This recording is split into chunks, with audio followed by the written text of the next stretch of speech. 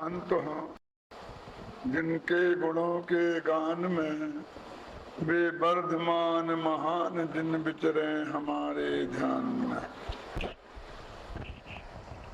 भगवान महावीर और उनके सिद्धांतों पर चर्चा चल रही है, जिसमें उनमें उनका जीवन दर्शन, उनकी वाणी का प्रतिपादन केंद्र बिंदु भगवान आत्मा, प्रतिपाद्य अनेकांत, प्रतिपादन शैली,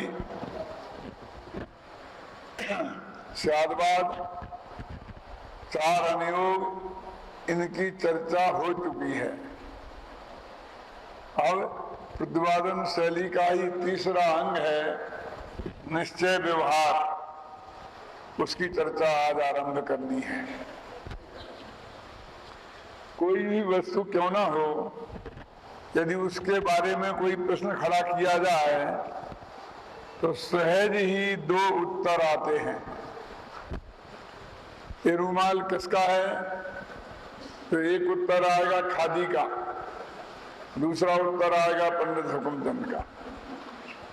हाथ में चांदी की थाली लेकर मैं बताऊं कि ये थाली किसकी है, तो एक उत्तर आएगा चांदी का और दूसरा उत्तर आएगा फला सेठ जी की। कहने का अर्थ ये है कि ये दो उत्तर आए, दो उत्तर में सत्य उत्तर कौन सा है?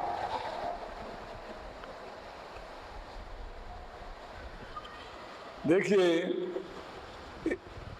एक खादी का है, ये तो परम सत्य है, जैसे वो निश्चय न्याय का सत्य बोलते हैं, जिसे किसी कीमत पर बदला नहीं जा सकता। और ये पंडित हुकुमचंद का है, ये ऐसा सत्य है कि आप 5 रुपया दें तो ये आपका हो सकता है। जो सत्य 5 रुपये में बदल जाए वो समझ लेना कैसा होगा। लेकिन सत्य दोनों हैं, एक असत्य है, एक सत्य है, ऐसा नहीं है। एक त्रैकालिक सत्य है और दूसरा तात्कालिक सत्य है, समझे ना? त्रैकालिक सत्य उसे कहते हैं जो कभी बदलता नहीं है, और त्रैकालिक सत्य उसे कहते हैं जो कभी बदलता नहीं है, और तात्कालिक सत्य उसे कहते हैं जो प्रति समय बदलता है। और वस्तु द्रव्य पर्यायात्मक है। मैं आत्मा हूं, अनादि से हूं, अनंत काल तक रहूंगा, आत्मा से कभी अनात्मा होने वाला नहीं हूं। लेकिन मैं मनुष्य हूं, ये बात यद्यपि अभी सत्य है, फिर भी 2-5 साल में ये बात गारंटी से बदल जाने वाली है। ये अनंत काल तक मैं मनुष्य हूं, ये बात नहीं रह सकती खड़ी। लेकिन मैं आत्मा हूं, ये बात अनंत काल तक खड़ी रह सकती है। इसलिए निश्चय जो सत्य है वो ऐसा परम सत्य है कि जो दिव्य क्षेत्र काल के प्रभाव से प्रभावित होकर कभी बदलता नहीं है। तो जो कभी बदलता नहीं है उसको बोलते हैं निश्चय, और जो बदल जाए उसको बोलते हैं व्यवहार। अभी थोड़े आगे बढ़ता हूं मैं।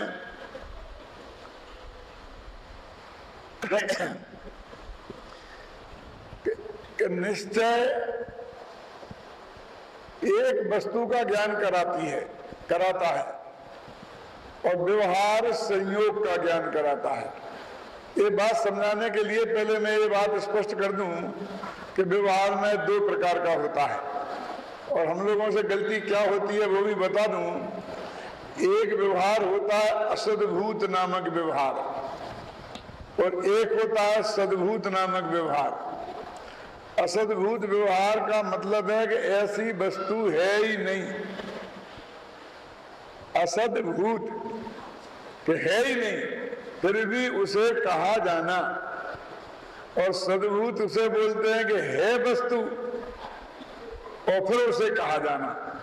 तो इन दोनों व्यवहारों में बहुत बड़ा अंतर है। जैसे घी के घड़े का नाम आता है समय सार में, कि घी का घड़ा आज तक किसी ने बनते देखा नहीं।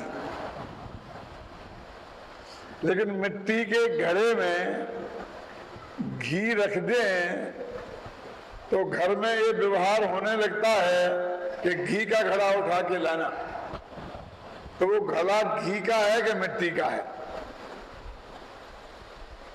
वास्तव में तो मिट्टी का है, क्योंकि उसके रोम रोम में मिट्टी व्याप्त है। तो निश्चय से वो मिट्टी का घड़ा है और व्यवहार में घी के संयोग से घी का घड़ा कहना, उसका नाम है व्यवहार। इसको बोलते हैं असद्भूत व्यवहार अथवा संयोगी व्यवहार, जो संयोग का ज्ञान कराता है।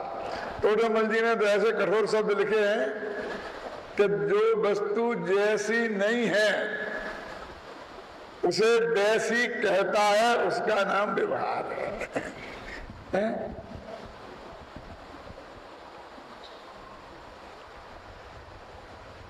अब देखिए, घी के घड़े की बात करें कि जो मिट्टी का घड़ा है उसका रोम रोम में बोलता है कि मिट्टीमय है, लेकिन घी का संयोग अभी उसमें घी रखा हो तो भी उसे घी का घड़ा कहते हैं, और जब नहीं रखा हो तब भी उसे घी का घड़ा कहते हैं। क्यों कहते हैं? बोलो कमल जी। इसलिए कहते हैं क्योंकि घर में कई तरह के घड़े हैं। कुछ ऐसे घड़े हैं जिनमें पानी भरा जाता है, कुछ ऐसे घड़े हैं जिसमें घी रखा जाता है, और पुराने जमाने में तो कुछ ऐसे घड़े भी होते थे जिसमें अनाज भी रखा जाता, दाल चावल भी रखी जाती थी। अब आजकल तो प्लास्टिक की बहुत चीजें आ गई। क्यों? तो अब यदि हम उसे हर एक को मिट्टी का घड़ा कहें तो उनमें भेद कैसे करेंगे? तो मिट्टी का घड़ा उठा लाओ तो वो हमारा पुत्र हमारी आज्ञा पालन कर सकता है? तो घी वाला लाए कि मेरे में पानी वाला लाए कि चावल वाला लाए, कौन सा घड़ा लाए? इसलिए एक कहना जरूरी हो जाता है कि वो घड़ा लाओ जिसमें घी रखा गया है, अथवा वो घड़ा लाओ जिसमें पानी रखा गया है। तो ये व्यवहार निरर्थक नहीं है, उसकी भी कोई उपयोगिता है। उसकी वजह से उसको एक नाम घी का घड़ा तो मिट्टी पानी का घड़ा नाम मिला है, और मिट्टी का घड़ा तो वास्तव में है ही।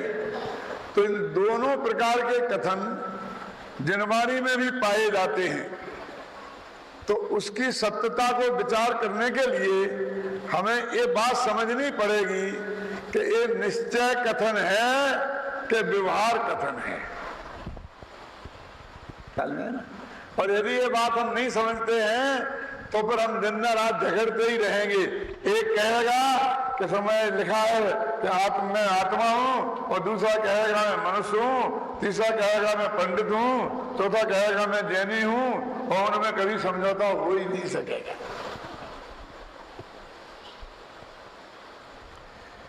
इसलिए निश्चय व्यवहार को समझने के लिए निश्चय के पहले मैं व्यवहार की बात आपसे करना चाहता हूं कि वो व्यवहार दो प्रकार का होता है। कौन? सद्भूत और असद्भूत। जो संयोग का ज्ञान कराए उसे असद्भूत व्यवहार कहते हैं, और जो भेद का ज्ञान कराए उसे सद्भूत व्यवहार कहते हैं। कैसी विचित्र बात है! ये शरीर और आत्मा ये बिल्कुल जुदे जुदे पदार्थ हैं। पंडित जी साहब अभी बता रहे थे द्रव्य पर्याय, कि वो उसमें तो अत्यंत अभाव का फर्क है। शरीर में और मुझ में अत्यंत अभाव है, एक दूसरे के कभी हो ही नहीं सकते। एक उद्गल है, दूसरा आत्मा है। फिर भी उन दोनों का संयोग देखकर और दोनों को एक मैं शब्द से कहना, पंडित हुकुमचंद से कहना, शब्द से कहना, मनुष्य शब्द से कहना, इसका नाम है संयोग रूप व्यवहार। और जो दो द्रव्य कभी एक नहीं होते, उनको एक रूप कहना, एक तो ये व्यवहार और दूसरा व्यवहार कौन सा कि एक ही द्रव्य में अनंत गुण है और वे गुण जुदे जुदे नहीं हैं, क्योंकि दोनों का प्रदेश एक है। जहां आत्मा है वहीं ज्ञान है, वहीं दर्शन है, वहीं सुख है, वहीं वीर है। सभी असंख्य प्रदेशों में उन्हें अलग कभी किया नहीं जा सकता। एक आम है, आपको आम चाहिए, काय के लिए चाहिए? क्या करेंगे आम का कि उसका रस बनाएंगे आज, सबको आज रस पिलाएंगे। तो आम का रस चाहिए आपको ना कि हाँ, तो आप बाजार में जाइए और किसी दुकानदार से कहिए कि हमें आम का रस चाहिए, क्यों? तो वो आम देगा, कहने आम नहीं, रस चाहिए। ये तुम्हारे आम में कितने गुण हैं? कि रूप है, रस है, गंध है, स्पर्श है ना? 4 चीजें हैं ना। और क्या भाव है कि 100 रुपये दर्जन, तो तू अकेला रस दे दे, 3 चीजें मत दे और 25 रुपया ले ले इधर, क्यों मिलेगा? ये बात मैं इसलिए समझा रहा हूं कि उन्हें किसी कीमत पर अलग किया नहीं जा सकता, इसलिए वास्तव में वे अलग नहीं हैं, निश्चय से वे अलग नहीं हैं, लेकिन उनको अलग समझा जा सकता है। कैसे समझा जा सकता है? कि आम का जो रस है वो जबान से मालूम पड़ेगा, रूप है वो आंख से मालूम पड़ेगा, गंध है वो नाक से मालूम पड़ेगी, स्पर्श है वो स्पर्श इंद्रिय से मालूम पड़ेगा, शब्द है वो कर्म इंद्रिय से मालूम पड़ेंगे। तो उनको अलग अलग समझा जा सकता है ना। तो वस्तु रूप से वो अलग नहीं है, लेकिन भाव की अपेक्षा भेद है।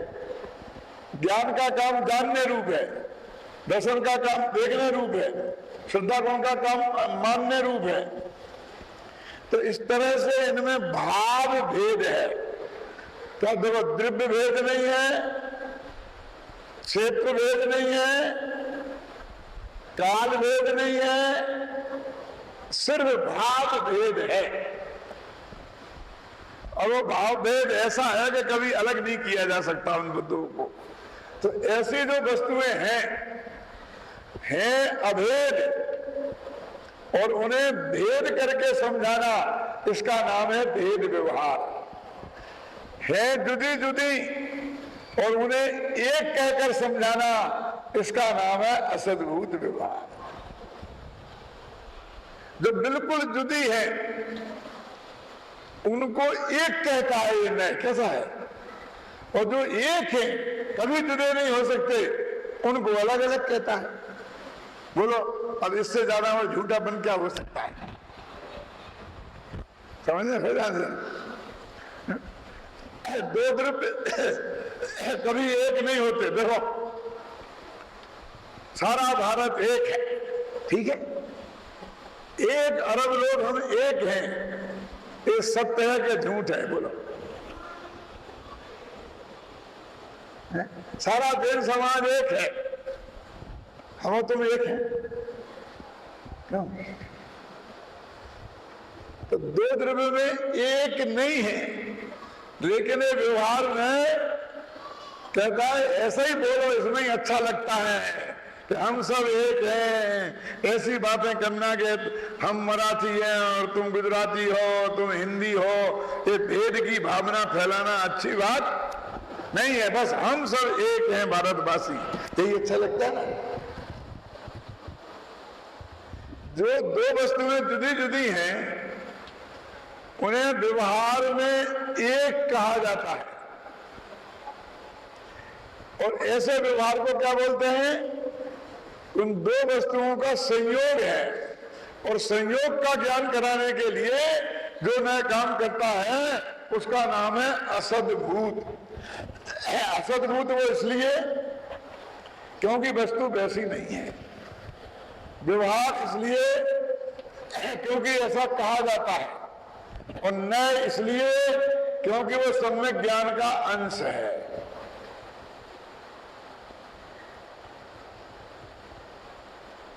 अब ये दो व्यवहार हो गए ना, कौन कौन याद हो जाएंगे आपको यही आज ही, एक असद्भूत और एक सद्भूत। अब एक एक के दो दो भेद और होते हैं, घबराना नहीं, यही याद हो जाएंगे, अभी याद करा देता हूं मैं। एक का नाम है उपचरित और एक का नाम है अपचरित। तो इस तरह चार हो गए व्यवहार। कौन कौन?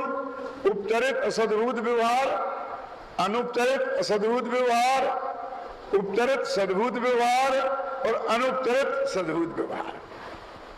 चार हुए ना। देखो, स्त्री, पुत्र, मकान, जायदाद, रुपया, पैसा, नंगाल, देश, गांव, दुनिया, इन सबको अपना कहने वाले नय को बोलते हैं उपचरित असद्भूत व्यवहार नय। बहुत सीधी सरल बात है। और शरीर, इसको और आत्मा को एक कहने वाला नय कहलाता है अनुपचरित सद्भूत व्यवहार नय।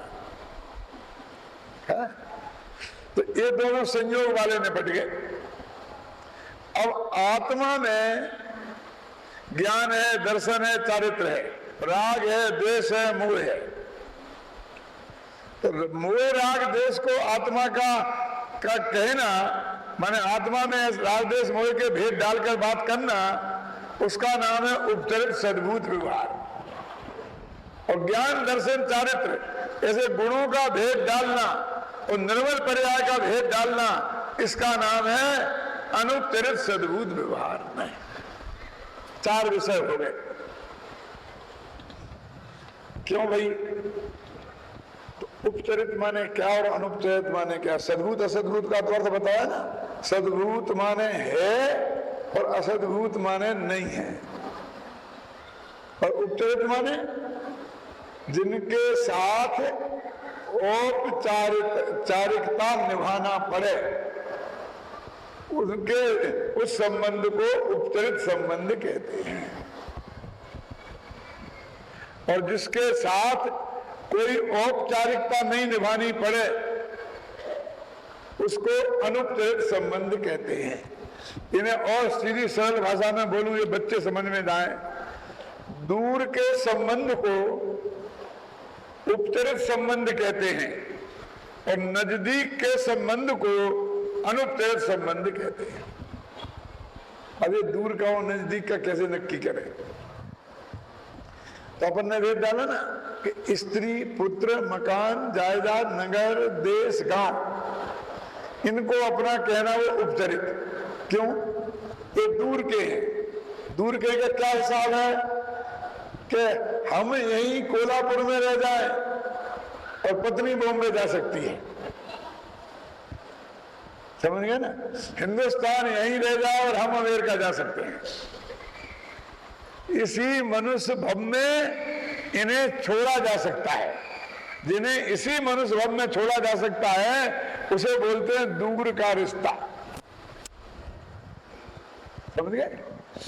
और ये शरीर और आत्मा, इस मनुष्य भव में इन्हें अलग नहीं किया जा सकता। ऐसा नहीं कि मेरा शरीर यहां रह जाए और मैं बंबई चला जाऊं। तो जन्म से लेकर मृत्यु तक जिसका साथ न छूटे, उसे बोलते हैं अनुपचरित, नजदीक का संबंध।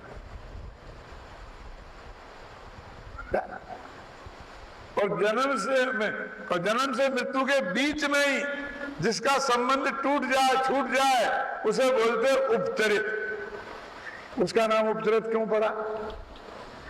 कि वो दूर का संबंधी है ना।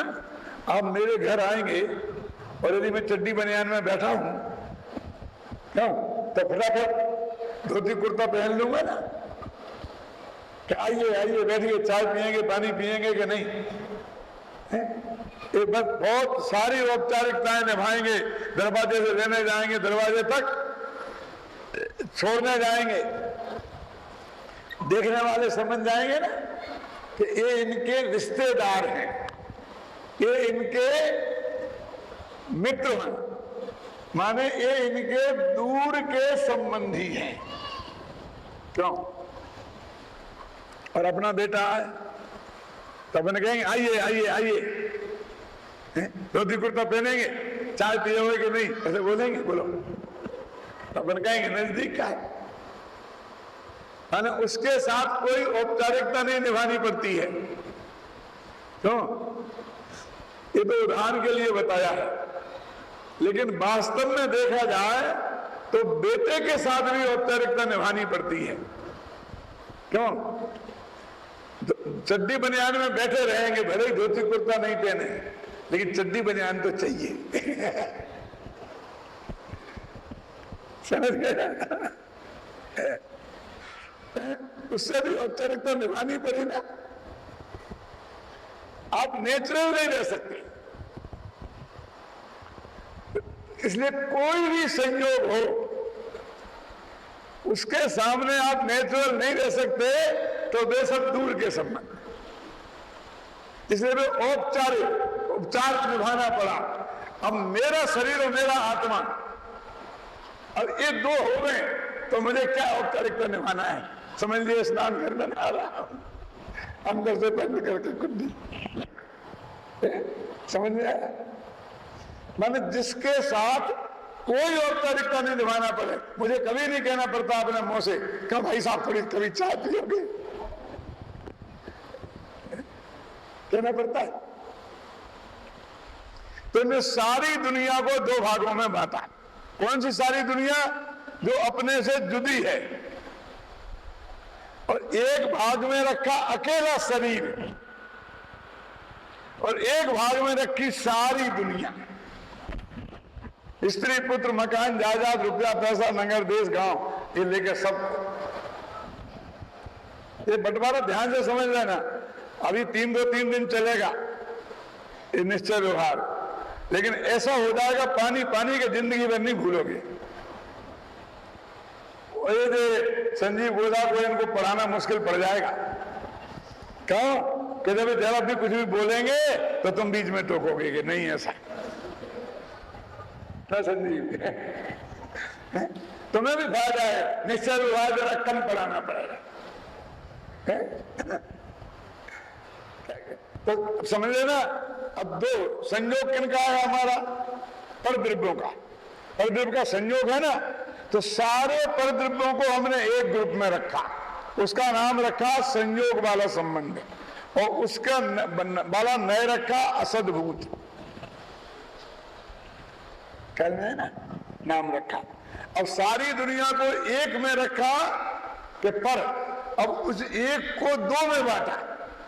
तो एक तरफ अकेला शरीर देखो, और एक तरफ सारी दुनिया बाकी की।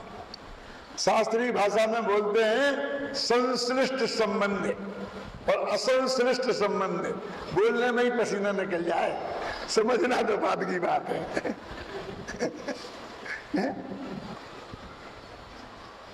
समझे ना? इसलिए मैंने आपको बताया दूर का संबंध और नजदीक का संबंध। मैं समझता हूं स्पष्ट हो गया होगा। बोलो, अपने साले बहनोई का संबंध नजदीक का है ना, लेकिन साले के साले को क्या कहते हैं? बोलो, है कोई शब्द आपके पास? बहनोई, तो बहनोई के बहनोई को क्या कहते हैं? सब तो मामा के साले को क्या कहते हैं? और फूफा के बहनोई को क्या कहते हैं? हमारी डिक्शनरी में भी इनके लिए कोई शब्द नहीं है। इसका क्या मतलब हुआ अन्ना जी? इसका साफ संदेश है कि हम भारतीय लोग भारतीय संस्कृति में इसके आगे हम किसी को अपना संबंधी मानते ही नहीं। साले का साला कौन है कि कोई नहीं है हमारा, और बहनोई का बहनोई कौन है कि कोई नहीं है हमारा। कोई होता तो उसके लिए कोई शब्द होता ना, फिर हम काम चला लेते हैं, साले के साले को साला मान लेते हैं, बहनोई के बहनोई को बहनोई कहने लगते हैं। काम तो चलाते ही ना, मामा के साले को भी मामा कहने लगते हैं। चलाते कि नहीं चलाते? तो वो जो असली मामा हुआ वो तो है निश्चय मामा, और मामा का साला हुआ वो हुआ व्यवहार मामा, क्योंकि उसमें एक उपचार लग गया, वो दूर का हो गया, वो उपचरित हो गया, जो अनुपचरित हो गया, जे हो गया अनुपचरित, वो हो गया उपचरित। उपचार में भी उपचार लगा दिया। अब साले का साला, बोलो क्या करें, कहां तक जाए? कि ज्यादा संबंध मत बढ़ाओ, आखिर सारे संबंध तोड़ने हैं, छोड़ने हैं, बहुत भारी पड़ेगा। इतने ही छोड़ना बहुत भारी पड़ता है। अंग्रेज लोग तो अपन से भी आगे निकल गए। क्यों? क्योंकि उनके यहां माँ बाप, भाई बहन, बस इनके लिए ही शब्द हैं, बाकी किसी के लिए कोई शब्द ही नहीं है। वहां तो बाप का भाई भी अंकल, माँ का भाई भी अंकल, सारी दुनिया अंकल। केंद्र में कहते ना, अपने से बड़ी हो बड़ा, उसको माँ तो माता, बराबरी की बहन है, छोटी हो तो बच्ची, ऐसे अपने से बड़े हो तो सब अंकल, अपने बराबरी के हो तो क्या ब्रदर, क्या जो भी बोलते हो मुझे मालूम नहीं जाता है, कुछ शब्द नक्की है ना बस। क्यों? क्योंकि वो बाप के भाई से भी कोई रिश्ता नहीं मानते, वो कोई नहीं है हमारा, क्योंकि उसके लिए कोई शब्द नहीं है, उसको हमने एक खाते में डाल दिया। माँ के भाई से भी कोई रिश्ता नहीं। अब मुझे ऐसा लगता है कि डिक्शनरी से भाई बहन शब्द भी हटाने पड़ेंगे।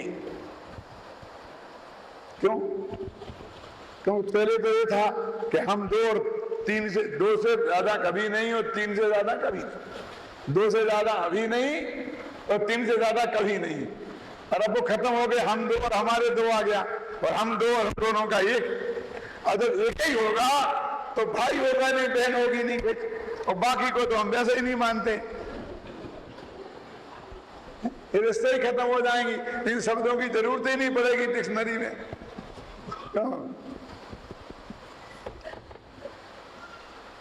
तो उन्होंने वो दो ही रखे, वे बहुत पहले से सब समझते थे कि वो सारी दुनिया पे घटित होने चाहिए, कि एक शरीर और एक में उसके अलावा बाकी की सारी दुनिया। ख्याल में है ना? और वो सारी दुनिया को अपना कहना, अब बोलिए कि एक ये व्यवहार में कितना सच्चा होगा। हिंदुस्तान हमारा है वो तो ठीक है, अमेरिका भी हमारा है, महाराष्ट्र हमारा है, इसमें कुछ दम है। जब जहां देह अपनी नहीं, जब शरीर ही अपना नहीं है, क्यों? तो फिर ये अपने कैसे हुए? घर संपत्ति पर प्रगट हैं, घर संपत्ति ये तो प्रगट पर हैं, फिर ये महाराष्ट्र, फिर ये हिंदुस्तान, फिर ये राजस्थान, ये कहां रह गया? बोलो अन्ना जी, ये कितना झूठ है। क्यों? क्या कि मैं महाराष्ट्रियन हूं। आज चले गए, क्या करें, हमको महाराष्ट्रियन, एक ही महाराष्ट्रियन थे यहाँ, चले गए वो। क्या क्या चल रहा है?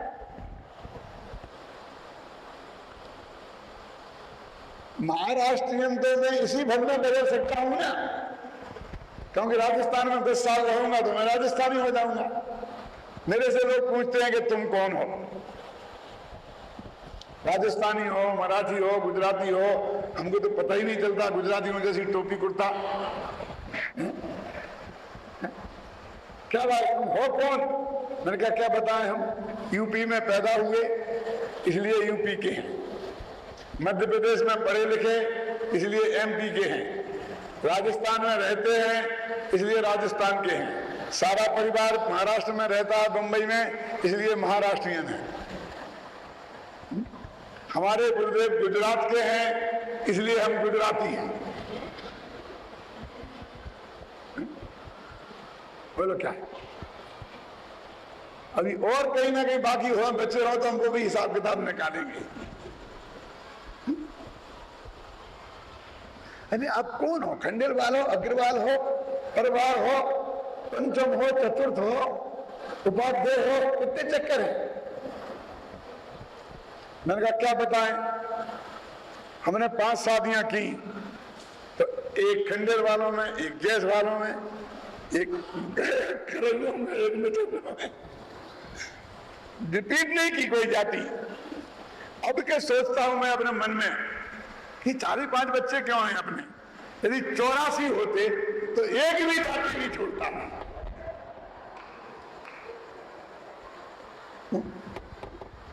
सब अपने हो जाते ना। अरे भाई, तेरे राग करने से एक परमाणु भी आज तक अपना नहीं हुआ, तो ये कैसे अपना हो जाएगा? ये तो उपचरित असद्भुत व्यवहार में है। तो उपचरित क्यों? क्योंकि दूर का है। असद्भुत क्यों? ये बात सच्ची नहीं है। व्यवहार क्यों? फिर भी अपनी कही जाती है। और नए क्यों? क्योंकि ये सम्यक ज्ञान का अंश है। 4 पॉइंट हो गए। फिर देखो, ये शरीर अपना, ये शरीर अपना देखिए, ये है तो नजदीक। ये अनुपचरित क्यों? क्योंकि ये नजदीक का है, जीवन से मरण तक का साथ देने वाला है। असद्भुत क्योंकि वास्तव में अपना नहीं है, क्योंकि पुद्गल का है। व्यवहार क्योंकि अपना कहा जाता है, और नए क्योंकि ये सम्यक ज्ञान का अंश है। यानी सम्यक ज्ञान कहता है भाई साहब, ये कोई मिथ्या ज्ञान नहीं कहता है कि मैं मनुष्य हूं, मैं स्त्री पुत्रादिक मेरे हैं। ये सब व्यवहार नए माने सम्यक ज्ञान का अंश इस बात को कहता है। मैं एक सीधा सा प्रश्न करता हूं, छोटा सा, अब किसी का नाम नहीं लूंगा। मैंने इधर श्रावकाश्रम का नाम लिया था ना, एक भाई का दिल दुख गया। मैं किसी का दिल नहीं दुखाने आया हूं, मैं तो सबके दिल को खुश करने आया हूं अन्य जी।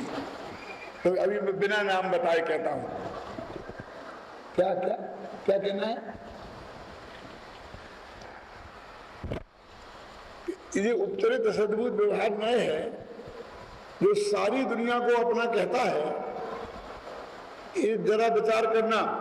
शेडाला की एक पंक्ति बोलता हूं, देह जीव को एक गिने बही, राता में तात मुधा है। कि शरीर और आत्मा को एक माने वो बहिरात्मा है, और वो तत्व के बारे में मूर्ख है ना? यही अर्थ, तत्व मुधा है, वो बहिरात्मा है। कौन? अब शरीर और जीव को एक कहे, वो एक माने वो। अब बोलिए, ये नए कहता है कौन? असद्भुत व्यवहार नए के शरीर हम एक ही हैं। तो ये क्या हुआ? तत्व मुधा हुआ कि क्या हुआ? एक कथन को हुबहू सत्य मान ले तो बोलो क्या बात होगी? फिर अपन तो पक्के मिथ्या दृष्टि हो जाएंगे कि नहीं हो जाएंगे? कि यहाँ कहते हो सम्यक ज्ञान का अंश है, और वहां कहते मान लोगे तो मिथ्या दृष्टि हो जाओगे। अरे भाई, कहना व्यवहार है, मानना व्यवहार नहीं है। मानना मिथ्यात्व है, तो कहना व्यवहार है। ख्याल में किसी को कहना व्यवहार है और मानना मिथ्यात्व। देखो इसकी गहराई को अपन समझे थोड़ा। कि मेरे को एक प्रश्न खड़ा होता है कि जब इतनी बात है कि ये अपने हैं ही नहीं, और इन्हें अपना मानने के कारण हम मिथ्या दृष्टि है और अनंत काल से संसार में रखड़ रहे हैं, तो जिनवाणी में भी किसी नए से सही इन्हें अपना कहा क्यों? पहले तो हमें जिनवाणी में कह के फंसाया, इसे अपना कह करके, क्यों? किसी नए से सच्चा कह करके, और फिर हम फंस गए तो हमें मूर्ख मिथ्या दृष्टि कहने लगे। तो दो बातें एक साथ कैसे चलेंगी? तो ये जिनवाणी में इसको क्यों कहा? देखो, बहुत मार्मिक बात है। यदि इसे नहीं कहते तो क्या होता, ये कल्पना कर लो तो मालूम पड़ जाएगा। जैसे आपको लगता है आपके सारे शरीर है ना, दांत, कान, आंख, नाक, आपको सब बेकार लगते हैं, किसी काम के नहीं लगते हैं। लेकिन एक दफे सोच लो कि ये नहीं होते तो क्या होता, तो मालूम पड़ जाएगा कि इसकी क्या कीमत है। ये दांत नहीं होते तो क्या होता। अपन को अग्नि बेकार की चीज लगती है, जलाती और है, लेकिन ये नहीं होती तो मालूम पड़ जाता कच्ची रोटी खानी पड़ती और गरम गरम चाय भी नहीं मिलती। तो अपने सोचोगे इस न्याय को हम नहीं माने। कौन सा न्याय? पहला नंबर कौन सा? स्त्री, पुत्र, मकान, जायदाद, नगर, देश, गांव और दुनिया, इसको अपना कहने वाला जो उपचय तसदूर व्यवहार न्याय है, इसे हम नहीं माने तो क्या दिक्कत होगी? क्योंकि झूठा है तो क्यों माने? देखो यहां तक लिखा आचार्यों ने कि तुम आदमी नहीं रहकर जानवर हो जाओगे, नहीं मानोगे तो कुत्ता, बिल्ली, गाय, भैंस हो जाओगे। क्या कह रहे आप? क्यों? क्योंकि उनमें स्वस्त्री परस्त्री का भेद नहीं है। अब महिलाएं तो परे ही है ना अपने से। कौन? अब उन्हें किसी भी नए से हम अपनी नहीं माने तो ये हमारी पत्नी है और ये हमारी नहीं है, तो ऐसा भेद खत्म हो जाएगा। तो क्या तो हम अपनी पत्नी को भी पर पत्नी जैसा मान लेंगे तो हम संत हो जाएंगे, मुनिराज। और के पर पत्नी को अपनी पत्नी जैसा मान लेंगे तो कुत्ता बिल्ली हो जाएंगे। उनमें ही ऐसा होगा। क्या समझ रहे हैं? यानी ये जो स्व और पर, ये मकान मेरा और ये मकान मेरा नहीं, ये जो व्यवहार है वो इस नए से है। यदि इस नए को सर्वथा झूठा मानेंगे तो जो मकान अपना है वो भी अपना नहीं रहेगा। लाखों रुपए अपन लगाए हैं, रजिस्ट्री एक तरफ रखी रह जाएगी। क्या ये भी पर हो जाएगा? और क्या सब पर मकानों को अपना मान लेंगे और अपना मानकर उनमें घुसेंगे तो जो होगा समझ लो क्या होगा। तो ये अपना मकान है, ये पराया मकान है, ये अपनी पत्नी है, ये दूसरे की है, परस्त्री है, ये स्वस्त्री है, ये स्वपुरुष है, परपुरुष है। ये सारा जो सदाचार है, ये जो सद्व्यवहार है, ये जो ब्रह्मचर्यानुव्रत है, ख्याल में है ना, ये अचौर्यानुव्रत है, ये सब खत्म हो जाएंगे धन कुमार जी साहब।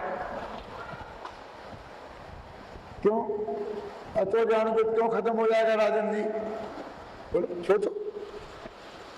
अचौर्यानुव्रत क्यों खत्म हो जाएगा? इसलिए हो जाएगा कि सब पदार्थ पर पदार्थ पर है, तो कोई भी चीज उठाई तो चोरी हो जाएगी। अभी तो होता है ना, अपनी वस्तु तो अपनी है और ये पराई है। दूसरे की जेब में हाथ डालते हैं चोर, अपनी जेब में हाथ डालते हैं साहूकार। अब हम अपनी जेब में हाथ डालेंगे तो भी चोर हो जाएंगे, क्योंकि हमारी जेब में जो माल है वो भी पर है। और दूसरे की जेब में डालने वाले भी साहूकार हो जाएंगे, क्योंकि वो भी अपना है। तो ये जो 5 अनुव्रत है वो इस नए से हैं। सारा चरणान योग इस नए पर खड़ा है, सारा सदाचार इस नए पर खड़ा है। क्यों? अच्छा बोलिए, आदिनाथ की कितनी रानियां थी? भगवान की नहीं कह रहा हूं, राजा ऋषभदेव की घबराओ मत। तो 2 पत्नियां थी, 100 बेटे थे, लेकिन कोई किसी का होता ही नहीं है। ये तो इसी नए से है ना रे, चाहे वो अपने पत्नी बेटे हो चाहे ऋषभदेव के पत्नी बेटे हो, नए तो यही है ना। ये नए नहीं होगा तो फिर ऋषभदेव के भी प्रथमान योग की छुट्टी हो जाएगी।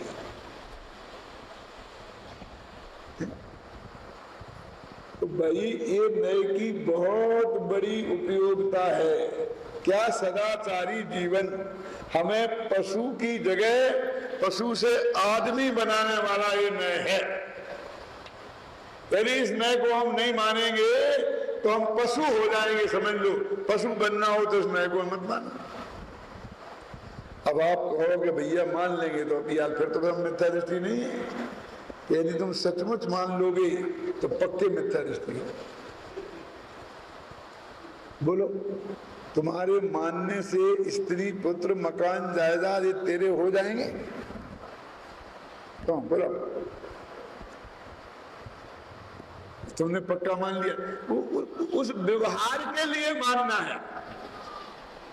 नहीं, ऐसी बात हो जाएगी कि एक पंडित पढ़ के आया था बनारस से, और वो सारा आचरण अब शास्त्र देख देख के करता था। क्या? तो उसने बराबर निकाला शास्त्र, तो उसमें लिखा था क्या है, परद्रव्येषु लोष्टवत् है ना, मातृवत् परदारेषु परद्रव्येषु लोष्टवत् आत्मवत् सर्वभूतेषु या पश्यति स पंडिता। पंडित कौन है? कि तीन बातें जिसमें हो, कि दूसरों की माँ बहन को माँ के समान जाने, और स्त्रियों को माँ के समान, मातृवत् परदारेषु परद्रव्येषु लोष्टवत्, दूसरे के रुपए पैसों को मिट्टी का ढेला समझे, समझ गए ना। और आत्मवत् सर्वभूते, सारी दुनिया को अपना यह समझे, माने हमें जो तकलीफ होती है सुई चुभाने से तो दूसरे को भी होगी। इसका मतलब सारी दुनिया को अपने समान समझे, उसे पंडित कहते हैं। उसने कहा मैं तो पंडित हूं, तो मुझे हर माताओं को अपनी माँ के समान मानना चाहिए, हर औरतों को। तो अपनी माँ से जाके वो गले चिपट जाता था ना, पढ़ने से आता था, तो जाके किसी भी महिला के गले में चिपट जाए तो क्या होगा? बोलो, कि माँ से जो व्यवहार करता है कि नहीं मम्मी नहीं मम्मी, और पकड़े खींच के साड़ी खींचता है, और जो भी माँ से व्यवहार करता रहा है, वो वैसा व्यवहार सारी दुनिया की माता बहनों से करेगा तो क्या होगा? उसका पागल खाने में भर्ती होना पड़ेगा। तो बस क्यों लिखा ऐसा? अरे सिर्फ खोटी निगाह से नहीं देखना, इतना ही अर्थ है, उससे ज्यादा अर्थ मत निकालना। और दूसरे के धन को पत्थर के समान समझे तो न उठा ले। क्यों? पत्थर थोड़ी हम किसी से पूछते हैं उठाने के लिए। रास्ते में पत्थर पड़ा है और जरूरत हो तो उठा लेते हैं ना। तो हमने तुम्हारे धन को लोस्ट के समान समझा तो उठा लिया, तो भी क्या होगा समझ लो।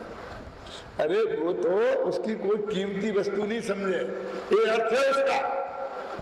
परद्रव्येषु लोष्टवत् और आत्मवत् सर्वभूतेषु, जो बताया ना कि तुम्हें सुई चुभाओ तो तकलीफ होती है, ऐसे उसे अब सब वस्तु को अपने आत्मा मान ले तो मिथ्या दृष्टि हो जाएगी। तो कौन से शब्द का किस नए से क्या अर्थ है, उसका क्या प्रयोजन है, वो बात उतने प्रयोजन पुरता ही सत्य है। उससे आगे पीछे लगाओगे तो उस पंडित पागल पंडित जैसे पागल हो जाओगे।